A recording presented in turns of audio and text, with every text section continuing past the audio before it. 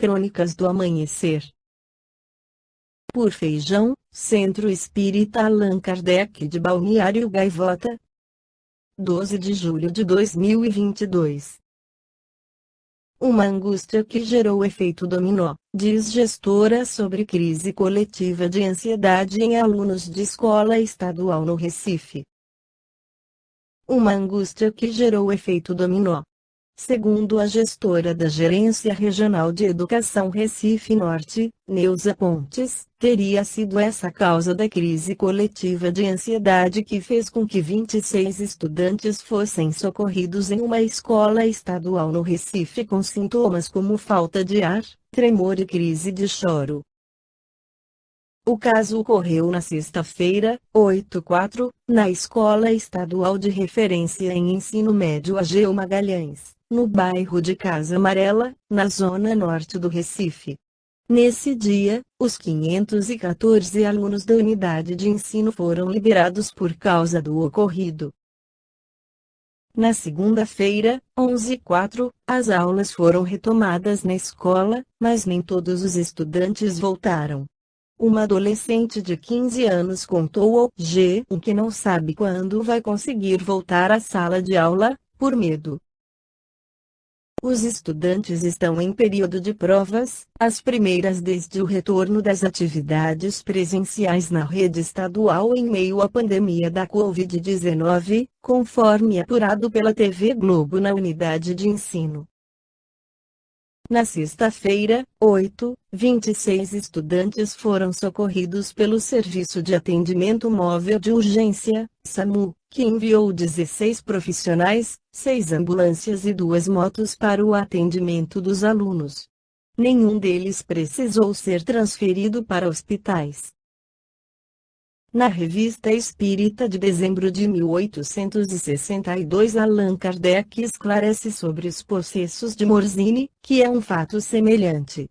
As observações que fizemos sobre a epidemia que se abateu, e que se abate ainda, sobre a comuna de Morzine, na Alta Saboia, não nos deixam nenhuma dúvida quanto à causa. Mas, para apoiar nossa opinião, devemos entrar em explicações preliminares que melhor destacarão a analogia desse mal com os casos idênticos, cuja origem não poderia oferecer dúvidas a quem esteja familiarizado com os fenômenos espíritas e reconheça a ação do mundo invisível sobre a humanidade. Voltemos ao nosso assunto. O perispírito, por sua natureza fluídica, é essencialmente móvel, elástico, se assim se pode dizer. Como agente direto do espírito, ele é posto em ação e projeta raios, pela vontade do espírito. Por esses raios ele serve à transmissão do pensamento, porque, de certa forma, está animado pelo pensamento do espírito. Sendo o perispírito o laço que une o espírito ao corpo, é por seu intermédio que o espírito transmite aos órgãos, não a vida vegetativa, mas os movimentos que exprimem a sua vontade. É também por seu intermédio que as sensações do corpo são transmitidas ao espírito. Destruído o corpo sólido pela morte, o espírito não hei de mais e não percebe mais senão por seu corpo fluídico, ou perispírito. Por isso hei de mais facilmente e percebe melhor, considerando-se que o corpo é um entrave. Tudo isso é resultado da observação. Suponhamos agora duas pessoas próximas uma da outra, cada qual envolvida por sua atmosfera perispiritual, permitam-nos o neologismo. Esses dois fluidos põem-se em contato e se penetram um no outro. Se eles forem de natureza antipática, repelem-se, e os dois indivíduos sentirão uma espécie de mal-estar ao se aproximarem um do outro, sem se darem conta disso. Se, ao contrário, forem movidos por um sentimento bom e benevolente, carregarão consigo um pensamento benevolente que atrai. É por isso que duas pessoas se compreendem e se adivinham sem se falarem. Um certo não sei que por vezes diz que a pessoa que temos diante de nós deve estar animada por tal ou qual sentimento. Ora, esse não sei que é a expansão do fluido perispiritual da pessoa em contato com o nosso, espécie de fio elétrico condutor do pensamento. A partir daí compreende-se que os espíritos, cujo envoltório fluídico é muito mais livre do que no estado de encarnação, não necessitam de sons articulados para se entenderem. O fluido perispiritual do encarnado é, pois, acionado pelo espírito. Se, por sua vontade, o espírito, por assim dizer, dardeja raios sobre outro indivíduo, os raios o penetram. Daí ação magnética mais ou menos poderosa, conforme a vontade, mais ou menos benfazeja, conforme sejam esses raios de natureza melhor ou pior, mais ou menos vivificante, porque eles podem, por sua ação, penetrar os órgãos e, em certos casos, restabelecer o estado normal. Sabe-se qual é a influência das qualidades morais do magnetizador. Aquilo que pode fazer um espírito encarnado, dardejando seu próprio fluido sobre uma pessoa, pode igualmente fazê-lo um desencarnado, porque ele tem o mesmo fluido.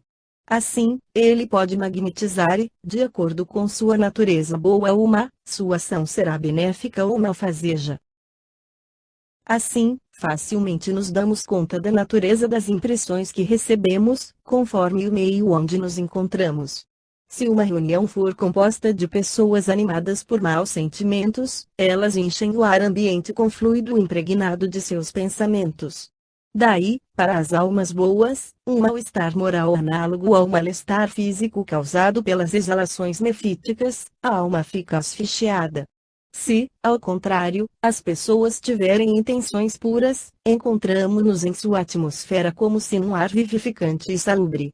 Naturalmente, o efeito será o mesmo num ambiente cheio de espíritos, conforme sejam bons ou maus. Isso bem compreendido, chegamos sem dificuldade à ação material dos espíritos errantes sobre os espíritos encarnados, e daí, a explicação da mediunidade.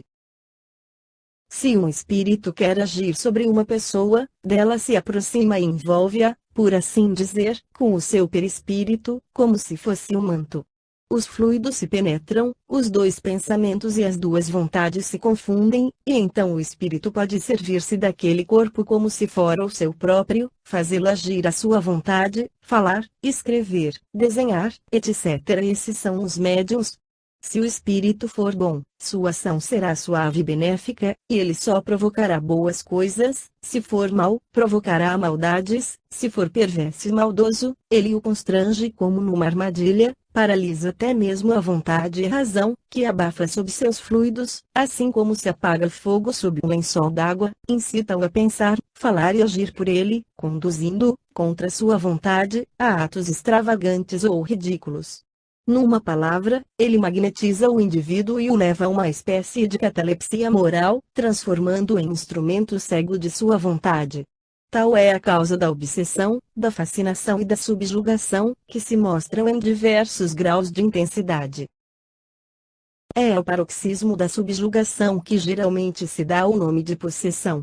Deve notar-se que, nesse estado, muitas vezes o indivíduo tem consciência do ridículo daquilo que faz, mas é constrangido a fazê-lo, como se um homem mais vigoroso que ele o constrangesse, contra sua vontade, a mover os braços, as pernas, a língua. Esta foi a crônica do amanhecer de 12 de julho de 2022. Por Feijão Centro Espírita Allan Kardec de Balneário Gaivota. Que a paz esteja com todos.